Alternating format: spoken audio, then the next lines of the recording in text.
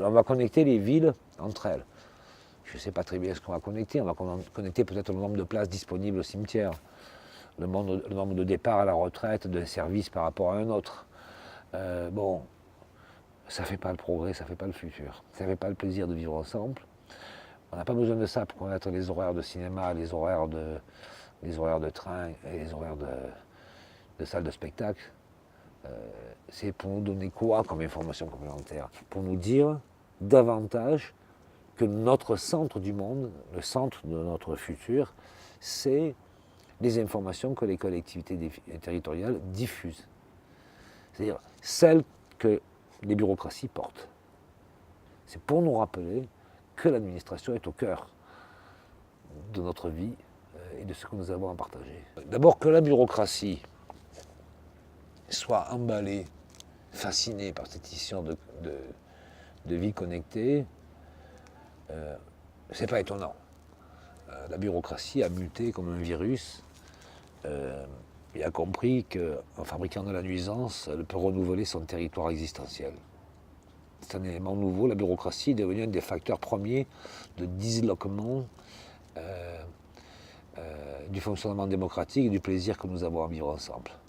C'est récent, ça a une quinzaine d'années, y compris jusqu'à avoir cette capacité à s'autodétruire en interne. Il faut voir comment la bureaucratie fait régner la terreur à l'intérieur même de sa propre administration. Comment l'appareil est fait en sorte pour accélérer le mythe de Fouché, c'est-à-dire détruire et dézinguer davantage ce qui pense à l'intérieur même des systèmes. C'est sa fonction essentielle. Par voie de conséquence, je ne suis pas étonné que la bureaucratie qui n'a pas de culture critique, qui obéit, la bureaucratie en France a été habituée à obéir. On le voit à Rivesaltes, c'est quand même la préfecture, la gendarmerie et la SNCF qui internent et déportent 2600 juifs pour qu'ils vont finir à Auschwitz. Hein. Donc on voit très bien combien la bureaucratie a l'habitude d'obéir. Obéir et nuire. Donc elle a bien compris une fois de plus qu'il fallait qu'elle obéisse.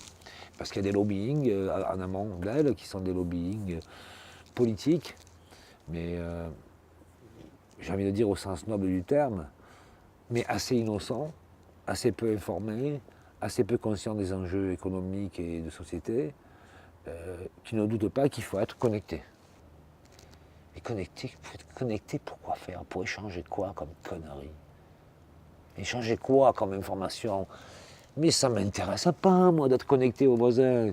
Si j'ai envie d'être connecté au voisin, je vais au bar, je le salue. Ou alors, je ne sais pas, je me mets au lit avec sa femme, ça c'est une manière d'être connecté. Ou alors on va bouffer au resto, on se saoule la gueule, je ne sais pas. Ou alors on se va en groupe, on fait une partouze. Tiens, ça c'est une connexion, une vraie connexion. Mais qu'est-ce que c'est ce truc? Vous savez, les mythes d'insécurité qui vont devenir tout à fait des réalités. Là, je veux dire, plus on connecte, et moins on sera connecté. Déjà, ça parlera d'isolement social. Parce que cette connexion, c'est des choses totalement virtuelles, qui ne prouvent absolument pas l'accès à la connaissance. Ça ne prouve rien du tout. C'est un nouveau filtre social complémentaire.